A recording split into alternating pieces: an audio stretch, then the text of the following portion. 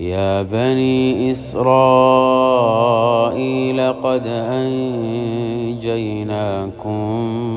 من عدوكم وواعدناكم جانب الطور الأيمن ونزلنا عليكم المن والسلوى كلوا من طيبات ما رزقناكم ولا تطغوا فيه فيحل عليكم غضبي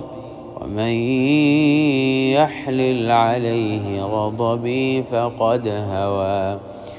وإني لغفار لمن تاب وآمن وعمل صالحا ثم اهتدى وما أعجلك عن